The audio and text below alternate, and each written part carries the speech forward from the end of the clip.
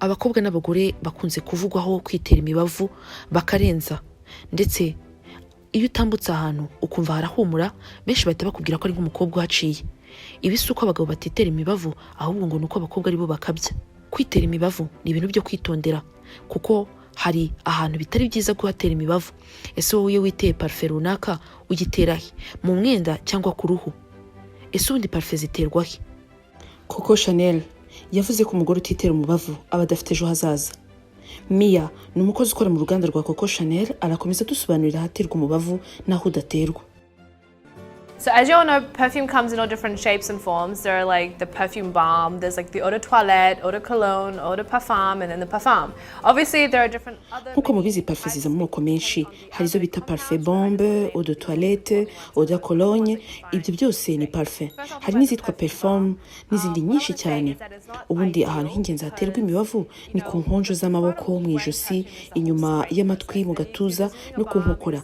Parufe rero ziterwa hano kugira ngo umubiri ushyuha, uwa mwuka wa parufe aba ari wo uzamuka. Abagore benshi usanga bakunda gutera imibavu mu kirere bagatambuka bakumva bihagije. Buriya ubipfushije ubusa kuko ntikugeraho. Buriya hari na parufe ziterwa mu misatsi n'izisigwa mu kwaha. Urugero ni nka eau de toilette ifite 3 kugeza kuri 5 ya aromatic compound. Bivuze ko nubwo wayitera itakumaraho umwanya munini nka eau de cologne cyangwa se perfume. Nge bisaba byibuze kuyitera buri nyuma y'amasaha ane. Type of perfume because it only contains 3 to 5% aromatic compounds. With this one, it can be quite generous, so you can actually be, quite... Nkuko bitangazwa n'inzobere mu bijyanye n'uruhu Marie Pierre Hill Sylvestre, hari ahantu henshi hatemerewe gutera iyi mibavu itandukanye. Ahantu hambere buriya ngo ni mu myanya myibarukiro. Abahanga mu by'imiti ndetse n'ubumenyamuntu bagira abantu inama ko atari byiza gutera imibavu aha muri ibi bice kugira ngo hahumure neza, kuko habamo ibinyabutabire bishobora kwangiza iyi myanya y'ibanga. Niba wabikoraga rero ugira ngo uhumure neza si byiza, cyane cyane ko hari n'ibyagenewe iyo myanya myibarukiro. Kimwe nuko ugomba kwibuka ko umwanya mwibarukiro wa muntu ufite uburyo karemano bwo kuba wakwivanamo umwuka mubi, kereka mu gihe wagize ikibazo cy'uburwayi buhafata, aho niba ukeneye kujya kwa muganga. Ahandi hantu hadaterwa burya umubavu ni ku mubiri w'abana bato. Uruhu rw'umwana muto rwemerera ku buryo bworoshye ibintu bitandukanye kurwinjiramo. Iyo rero uteye imibavu ku ruhu rw'umwana ishobora kwinjiramo ku buryo bworoshye. Ibi rero bishobora gutera indwara zitandukanye ku mwana zirimo na kanseri. Si byiza rero gutera umwana umubavu ku ruhu. Iyo umugore atwite habaho impinduka nyinshi mu mubiri, cyane cyane ibijyanye n'imisemburo.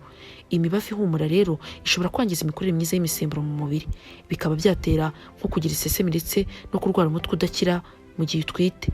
Abahanga bagira inama abagore batwite ko batakwitera imibavu ihumura kuko byakwangiza byinshi ku ruhu, ku mubiri wabo. Ahandi hantu ugomba kwitondera gutera umubavu ni mu isura, cyane cyane mu bitsike ndetse n'ingohe. Nubwo hari ababikora, burya mu isura ni hafi y'amaso, cyane cyane ibitsike n'ingohe. Ni ahantu ho kwitondera kuko ibi ni ibice byoroshye cyane kandi bitagenewe kujyamo imibavu. Nk'uko Dr Marie Pierre Hill Sylvestre abisobanura, kwitera imibavu ihumura mu isura bishobora kwangiza amaso, bikaba byateza n'indwara zitandukanye. Nk'uko bitangazwa n'umuhanga mu by'imibavu Alex Lee, ngo si byiza gusiga imibavu ku nkonjo z'intoki. Iyo uyihasize harashyuha bigatuma ibyo mu mubiri byitwa enzyme byagutera kugira impumuro mbi. Si byiza rero gusiga imibavu muri ibyo bice.